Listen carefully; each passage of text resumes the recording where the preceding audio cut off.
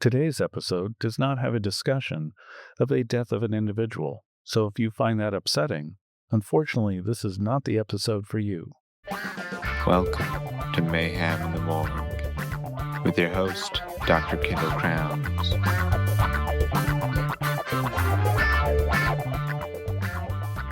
Today's episode, I have the vapors. In every morgue or medical examiner's office that I have worked in, there are always tours or student observers that come in to learn about forensic pathology or autopsies in general, and they do this by watching an autopsy. The observers are usually medical students, but they can be lawyers, law students, police cadets, forensic majors from a local college, kind of anyone that has a need to see an autopsy as part of their education. I was once one of these observers way back in 1984 when I was in 9th grade. I had an opportunity to spend a day with a local medical examiner. This was because the medical examiner also taught at the local university in my hometown, and my dad was also a professor at the same university in the same department that the medical examiner taught in, and they were friends. My dad had told me about forensic pathology, and I was very interested in learning more about it. This was before the internet, of course. I checked out books to learn more, but there wasn't a lot of easily obtainable information. My dad thought practical experience was better than just reading books, and he talked to the medical examiner about letting me come in and watch cases for the day. Nowadays, we only allow college-age students to come watch cases, but this was 40 years ago, and the rules were a little different back then. The day I went to spend with the medical examiner was on a Sunday. I had just finished throwing newspapers, which was my job at the time. And my dad and I drove across town to the medical examiner's office. I couldn't drive by myself yet because I had only just gotten my learner's permit. We drove across town in our old green Chevy Townsman station wagon, and he dropped me off at the medical examiner's office. I hopped out of the car, and he told me to have fun, which looking back on it was an odd thing to say, but I didn't know until much later that my dad really didn't know what he had dropped me off to go see. Sure, academically, he understood what medical examiners do and what they were about and how they performed autopsies, but he really didn't understand the reality of what an autopsy entailed. And I found this out much later, but that is for another episode. The medical examiner's office itself was a small, nondescript building that had a garage attached to it that housed and repaired ambulances for the local hospitals. When I went into the building, I was nervous but very excited about what I was going to learn. No more books. This was the real thing. I was greeted by the autopsy technician. He was a big burly guy with a beard and a very odd sense of humor. He liked to make a lot of jokes about vomit or vomiting. He said to me, "You ready? Hope you ate your Wheaties." And he took me into the morgue area, which was a small, well-lit, white room off the garage. The room had an autopsy table in the middle of it and a large drain in the middle of the floor. And that was it. Just a room with an autopsy table. The medical examiner came in. He was an older, heavy-set man, kind of short. He had a big, booming voice and large hands. He told me about the cases for the day and showed me some x-rays. Shortly after this, the autopsy tech brought the body in, which was still in a body bag. Both the autopsy tech and medical examiner were still in street clothes. All they had on was an apron and some gloves. Nothing else. No head covers, no masks, no eye covers. I guess back in the 80s, no one was really worried about infectious disease. And I just stood there, in the clothes I arrived in, and they didn't offer me any PPE. The body bag was unzipped, and there it was, the first dead body I had ever seen. And that was the moment my journey into forensics began. The guy was in his early 20s, and what had happened to him was, late the night before, he had been drinking and was playing Russian roulette. And he lost. Which, oddly enough, is often what happens when people play Russian roulette. They transferred him from the gurney and the body bag to the autopsy table, and when they did this, he flopped around like a rag doll. I could see the gunshot wound of his head. It was a single through-and-through gunshot wound. There was blood oozing from both the wounds, and he had raccoon eyes, which meant he had had a basilar skull fracture. Seeing the dead body didn't throw me off. It was incredibly fascinating to me. I asked a whole lot of questions that were probably incredibly annoying, but the medical examiner and the autopsy technician took it all in good stride and answered all my questions while they performed the autopsy. They removed all the organs. I watched everything. I couldn't look away. When the autopsy was over, I knew what I wanted to do for a career, and I asked the medical examiner, "What do I need to become a medical examiner like you?" And he said to me very matter-of-factly, well, you got to finish high school, and then you have to go to college, and then you have to go to medical school, and then do a residency followed by a subspecialization in forensic pathology. And he said, it's going to take some time from the age you're at right now. It'll take about 18 years to get to be a forensic pathologist. That autopsy was all the inspiration I needed, and 18 years seemed like nothing. So I knew what I was going to do for my career. And I made it my goal to become a medical examiner, and here I am today, 40 years later, still working in the field, and it has never become boring.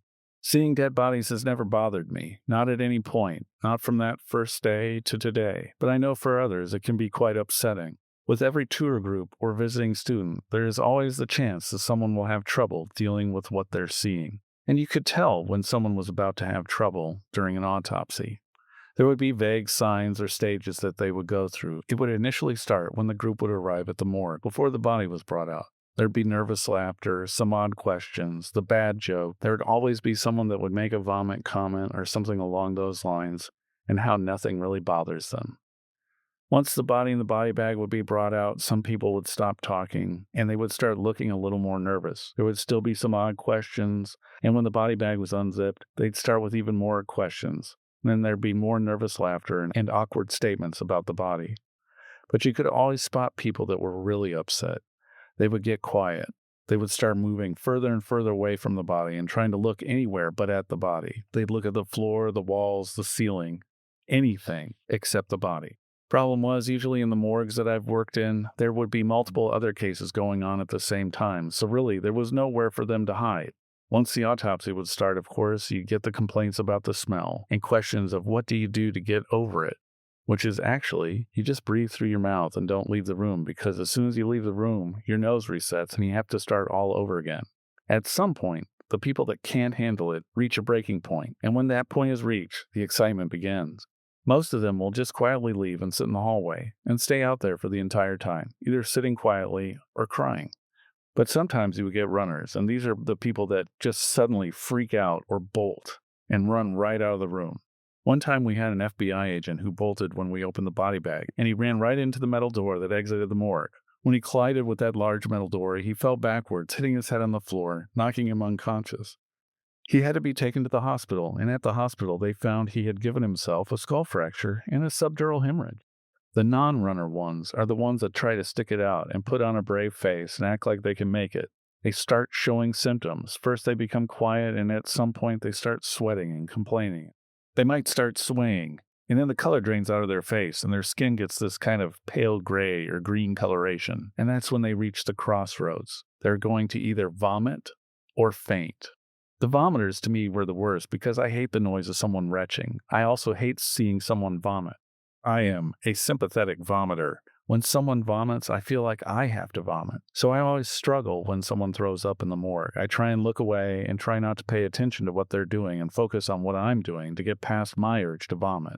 Usually when someone would vomit in the morgue, there wouldn't be much retching. They would usually just suddenly vomit, with no warning whatsoever, into either the biohazardous waste boxes or, if we're lucky, a sink. But sometimes they'd vomit directly on the floor, and the autopsy technicians would have to clean it up. If they didn't vomit, the other pathway was fainting. Fainting is far more common than vomiting, partially because people don't eat before they go on the tour because they're afraid they're going to vomit. And this actually makes them more prone to fainting. The low blood sugar, the epinephrine dump from seeing the dead body, or from the fear of the dead body all culminate in this perfect storm for fainting. So just so you know, if you're ever going to take a tour and watch an autopsy, make sure you eat first, because it's better to vomit than to faint. Because collapsing to the morgue floor during an autopsy is not the most clean environment for you to lay down in. And when you get up, you might actually have bodily fluids or brain or something like that stuck to your clothing that you won't realize is there, and you might get into your car with that when you go home. If I spotted a fainter before they would collapse, I would usually offer them a chair or try to get them to step out or something, because you just don't want someone to faint in the morgue. You don't want them to be embarrassed, and there's the liability of them falling, of course. But often the fainters would argue that they could stay because they could handle it. But you could tell they really couldn't handle it, and you try to keep an eye on them. One time in Chicago, there was a group of police cadets that had come for a tour to watch an autopsy. It was probably a group of about 20 males and females. There was one. He was a tall, muscular, bald cadet. He kept talking and boasting about he was ready for all this. And he got even louder when the body bag appeared. While the autopsy was going on, the cadets asked occasional questions, but they weren't all that talkative. But this tall cadet was really talking a big game about how none of this was bothering him. I knew it was bothering him, though. You could tell it was starting to really get to him. I asked him if he was okay, and his response was, "Better than you, doctor." So I continued on and waited to see what would happen. And then, something occurred on the other side of the room, at one of the other autopsy tables, and all the cadets turned at once. The doctor across the room had hit a large blood-filled cyst, which suddenly exploded and covered her with blood and pus. The cadets all made a collective gasp, except the bald guy. He had quickly moved to the back of the pack, actually now standing right by me, and I looked over just at that moment, and I noticed his knees were beginning to buckle, and I asked him, "Are you okay?" He didn't respond, and then all of a sudden he started falling to the floor. I was covered in blood myself, up to my elbows, and I had blood all over my PPE from doing an autopsy, but he was right next to me, so I shoulder-checked him into the wall, holding him up. He was completely out of it. I yelled out for help, and the other cadets turned around and grabbed him quickly and put him in a chair. They helped him regain consciousness, all while they were unmercifully teasing him. The instructor came over, helped him to his feet. He was a little woozy, not talking, but he was able to walk, and the instructor took him out of the room. I didn't see him again for the rest of the day, but I'm sure to this day he's still made fun of for fainting at the morgue. There have been others that have passed out as well. Some have nosedived into the hazardous waste boxes, others fell right on the floor. There was another incident of fainting that we'll close out today's episode with. It was a resident who was rotating at our office. It was her first day at the medical examiner's office and her first day in the autopsy room.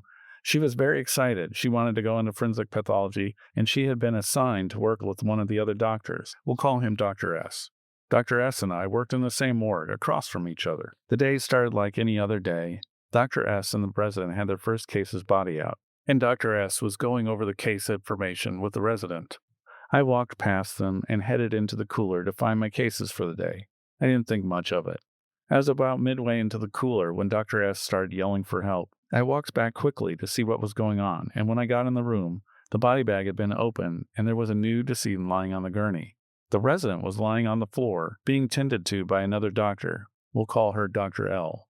Dr. S said she just suddenly fainted, and when she fainted, she hit her face on the edge of the gurney and then collapsed to the floor. Dr. L used to be a nurse, and let's just say she knew better how to handle this than any of us. Dr. L had propped the resident's feet up on a chair and had somehow gotten a pillow to put under her head. I don't know where that pillow came from, and I don't ever think I want to know. She was fanning the resident, checking her vitals, and eventually the resident came back to consciousness. Dr. S and Dr. L helped her get back to her feet, and Dr. S recommended that maybe she take the rest of the day off and get checked out at a doctor's office.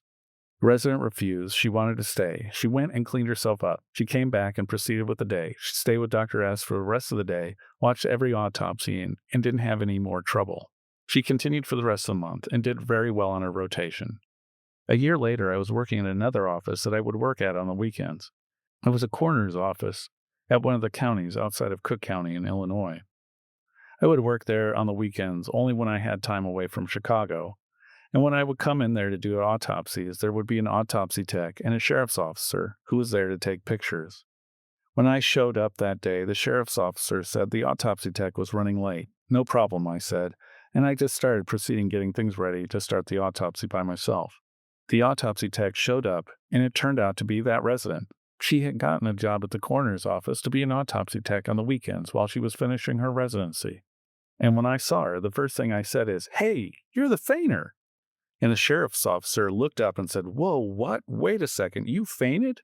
She looked at the sheriff's officer and myself very disgustedly, and she said to me with a very irritated tone in her voice, Yes, I fainted that one time, but I haven't fainted again." And I said, "Oh, well, sorry, it just took me back. It was you. You're the one that fainted at that time." And she said, yes, I understand that. I fainted." And she said, "But I haven't fainted again, and we can just not talk about it anymore." And I agreed. She did a great job. She was a very good autopsy technician. I never worked with her again from that point on. She did really well in her residency program and completed it. And years later, I met her again when I was on a job interview at another medical examiner's office, and she just happened to be the forensic fellow. This time I knew her name, and I didn't call her the fainter. and she was very pleasant, told me about the office, and hoped that we would get to work together again. I ended up not taking that job, and last I heard, she did quite well in her fellowship and had done quite well in her jobs after fellowship, and now is a chief medical examiner somewhere. So even though she had fainted, she was able to recover and do well for herself and stay in the field of forensics. I've worked with other people who have struggled with smells or some of the sights that we see, and they still enjoy being forensic pathologists, even though occasionally they have to throw up. And that brings us to the end of the episode. I hope you learned something, like always eat before you see an autopsy, and I hope you were entertained. Until the next time.